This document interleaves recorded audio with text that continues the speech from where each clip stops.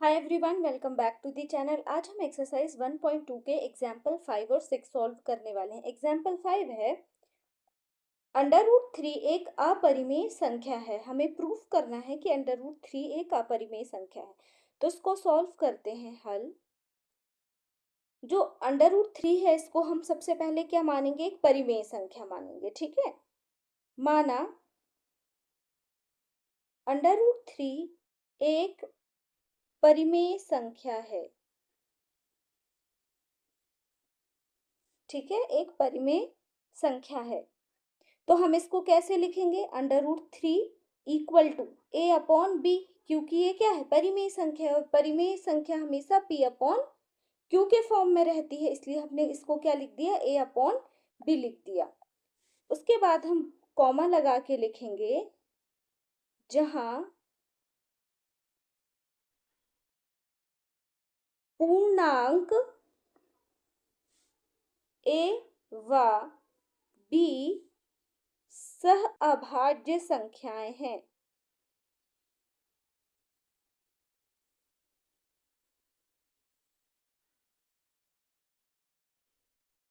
सह अभाज्य का मतलब इन दोनों का जो अभयनिष्ठ गुणनखंड है वो एक के अलावा कोई दूसरा नहीं है। जैसे कि 2/5, इन दोनों का उभयनिष्ठ गुणनखंड एक के अलावा कोई दूसरा नहीं है। मतलब फॉर एग्जाम्पल मैं दूसरे से समझाती हूँ, जैसे 3/6, तो ये 3 से ये भी डिवाइड हो रहा है और ये भी डिवाइड हो रहा है, तो ये सह भाज्य संख्या है, एक ही नंबर से दोनों डिवाइड हो रही है।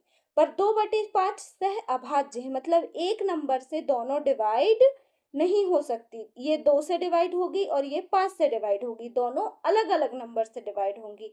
इन दोनों का उभयनिष्ठ गुणनखंड क्या होगा, सिर्फ एक होगा। इनको क्या बोलते हैं हम, सह अभाज्य संख्याएं बोलते हैं। ठीक है, मतलब दोनों एक ही नंबर से डिवाइड नहीं होंगी। ठीक है, b क्या हो जाएगा, अब इक्वल के इस तरफ आ जाएगा, तो ये किस में हो जाएगा, मल्टीप्लीकेशन में। b √3 equal to 3, sorry a, इसको हम समीकरण 1 नाम दे देंगे। यहाँ क्या लिखेंगे, समीकरण 1 का वर्ग करने पर।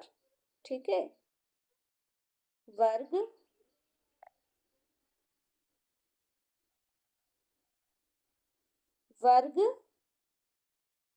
करने पर, जब हम इसका वर्ग करेंगे, स्क्वायर करेंगे, तो क्या आ जाएगा, b² और √3 का वर्ग करेंगे तो क्या आएगा, 3 इक्वल टू a²। ठीक है, इसको हम क्या लिख सकते हैं, 3b² इक्वल टू a। अब अगर आपको b√3 कैसे आया, 3b² तो देख लेते हैं, b√3 इंटू b√3। ठीक है, इसका वर्ग हमने किया है। b का b से मल्टीप्लीकेशन होगा तो b² और √3 का √3 से होगा तो क्या आ जाएगा, 3, और इसको हम क्या लिख सकते हैं, 3b² लिख सकते हैं। ठीक है, इसलिए हमने क्या लिख दिया, डायरेक्ट 3b² लिख दिया यहाँ पे। ठीक है, अब देखो इसको हम क्या लिख सकते हैं, b² equal to a² upon 3, मतलब a² किससे डिवाइड हो रहा है, 3 से डिवाइड हो रहा है, तो इसी को हमें यहाँ स्टेटमेंट के फॉर्म में लिखना है। a² 3 से विभाजित हो रहा है, अतः a भी 3 से विभाजित होगा। ठीक है, देखो जैसे कि 4 का स्क्वायर 16, ये 2 से विभाजित होता है, तो अगर हम 4 को देखें तो 4 भी किससे विभाजित होता है, 2 से। जैसे a² 3 से विभाजित हो रहा है, वैसे a भी किससे विभाजित होगा, 3 से। a किससे विभाजित हो रहा है, 3 से, तो हम क्या लिख सकते हैं, a/3 इक्वल टू c आप यहाँ पे कुछ भी ले सकते हैं, मैंने c लिया है, आप यहाँ पे p q कुछ भी ले सकते हैं। ठीक है, जहां c पूर्णांक है। a इक्वल टू कितना आ जाएगा, 3c, मैं 3 को इस तरफ ले जा रही हूँ। ठीक है, तो ये हो जाएगा 3c, इसको हम इक्वेशन 2 नाम दे देंगे। ठीक है, और यहाँ लिखेंगे समीकरण 2 का वर्ग करने पर। अब इसका जब हम वर्ग करेंगे तो क्या आ जाएगा, a² इक्वल टू 9c²। अब आप देखिए यहाँ पे क्या है, ए स्क्वायर इक्वल टू क्या है 3b², और यहाँ ए स्क्वायर इक्वल टू क्या है 9c²। जैसे ए इक्वल टू एक्स है और ए इक्वल टू वाई है, तो x इक्वल टू वाई हो जाएगा।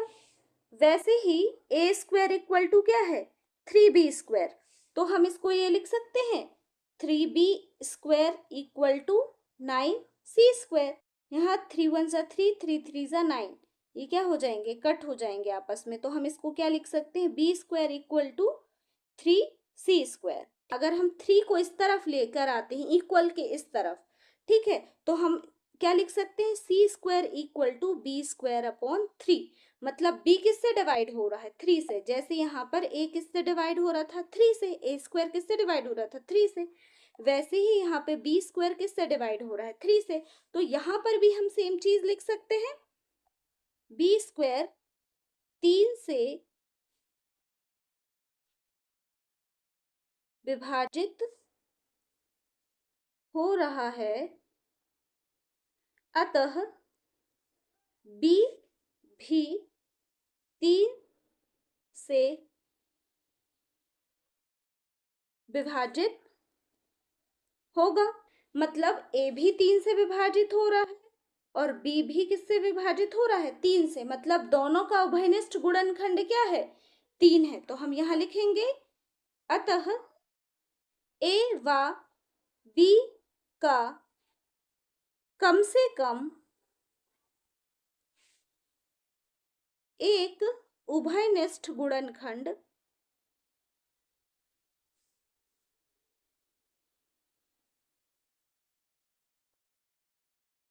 तीन होगा।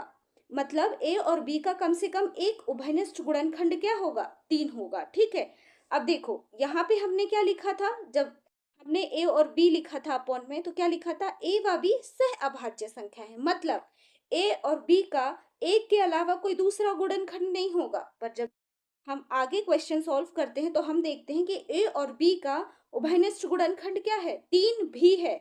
मतलब हमारे जो दोनों स्टेटमेंट है, दोनों जो तथ्य हैं, उनमें क्या हो रहा है विरोधाभास हो रहा है। तो हम क्या लिख सकते हैं, उपरोक्त तथ्य से विरोधाभास उत्पन्न होता है कि a व b सह अभाज्य संख्याएं हैं। ऐसा इसलिए है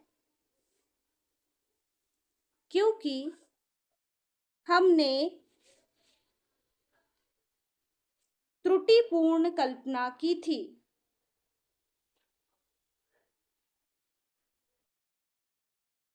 अतः √3 एक अपरिमेय संख्या है।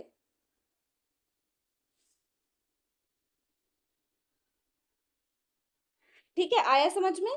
तो ये था आपका एग्जाम्पल 5। अब एग्जाम्पल 6 है, दर्शाइए कि 5 - √3 एक अपरिमेय संख्या है।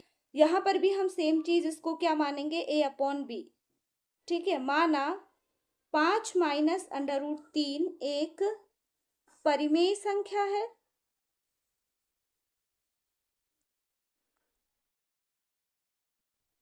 ठीक है, जब परिमेय संख्या है तो हम इसको क्या लिखेंगे 5 - √3 बराबर a/b, जहां a/b क्या है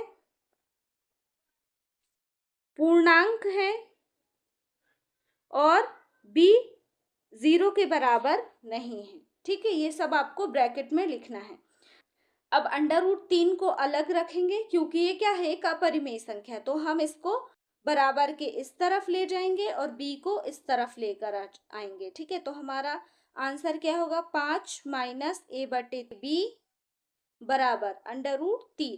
जब हम बराबर के इस तरफ या उस तरफ संख्याओं को ले जाते हैं तो उनका साइन क्या होता है चेंज हो जाता है। ठीक है, से बराबर की कोई संख्या इस तरफ आ रही तो साइन चेंज हो गया, इस तरफ आ रही तो साइन चेंज हो जाता है। ठीक है, उसके बाद हम यहाँ एलसीएम लेंगे तो क्या आ जाए 5b - बटे बी बराबर √3।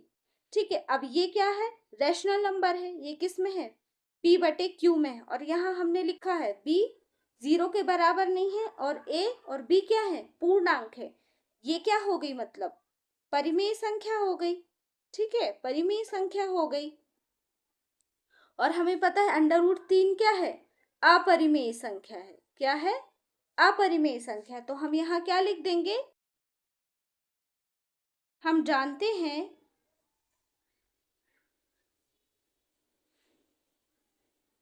कि √3 एक अपरिमेय संख्या है, इसलिए यह 5b माइनस a बटे b के बराबर नहीं हो सकती, इसमें विरोधाभास है। ठीक है, ये दोनों बराबर है, इसलिए क्या है, विरोधाभास है। अतः 5 माइनस √3 एक अपरिमेय संख्या है।